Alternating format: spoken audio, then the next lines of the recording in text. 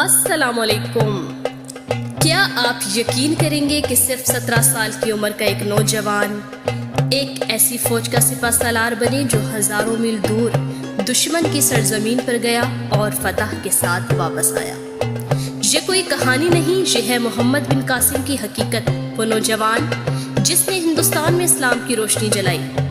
تاریخ کا یہ باب 712 عیسوی کا، جب ظلم، لالچ اور غیر انسانی سلوک کا دورہ تھا۔ ہندوستان میں راجہ داہر کی حکومت تھی، جہاں نچلے طبقے خاص طور پر بدھ مت اور ہندو شودر سخت مظالم کا شکار تھے۔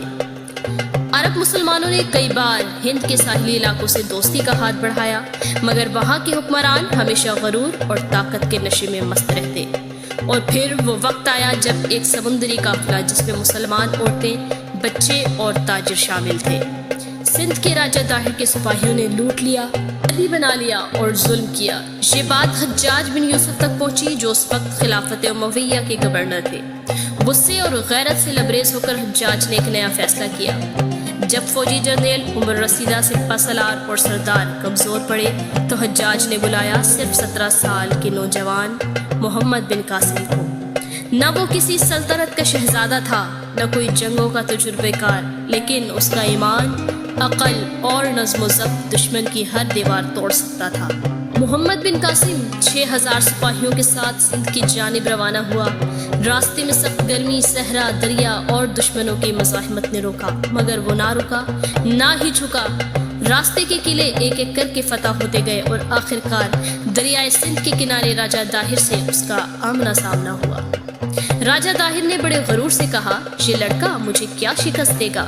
مگر تاریخ گواہ ہے کہ جنگ ہوئی، داہر کا ہاتھی مارا گیا اور محمد بن قاسم نے سندھ کو فتح کر لیا۔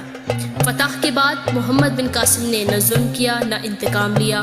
انہوں نے وہاں کے عوام کو مکمل مذہبی آزادی دی، زکوٰۃ صرف مسلمانوں سے لی، غیر مسلموں سے صرف جزیہ لیا، اور ان کے مندروں، معبدوں اور رسم و رواج کا احترام کیا۔ لوگوں نے پہلی بار عدل و انصاف دیکھا اور خود بخود اسلام کی طرف مائل ہونے لگے۔ محمد بن قاسم صرف فوجی ہی نہیں، ایک بہترین، منتظم، ایماندار اور رحم دل انسان تھا۔ انہوں نے سندھ میں مدارس، مسجدیں اور امن کا نظام قائم کیا۔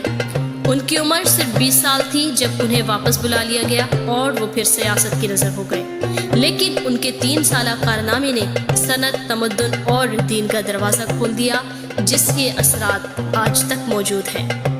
تو نوجوان، عمر کوئی رکاوٹ نہیں، اگر نیت، عزم اور ایمان ہو۔ قیادت طاقت سے نہیں، کردار سے پہچانی جاتی ہے۔ محمد بن قاسم ہمیں سکھاتے ہیں کہ عدل، رحم اور حسن سلوک ہی اسلام کی اصل پہچان ہے۔ تو اگر آپ کو محمد بن قاسم کی عظیم کہانی دل کو لگی ہو تو ہماری اس ویڈیو کو لائک کریں، اپنے دوستوں کے ساتھ شیئر کریں اور ہمارے چینل کو سبسکرائب کریں تاکہ ہم آپ کے لیے لاتے رہیں ایسی ہی اسلامی تاریخ کے روشن ستاروں کی کہانیاں جو آج کے نوجوانوں کے لیے مشعل راہ ہیں۔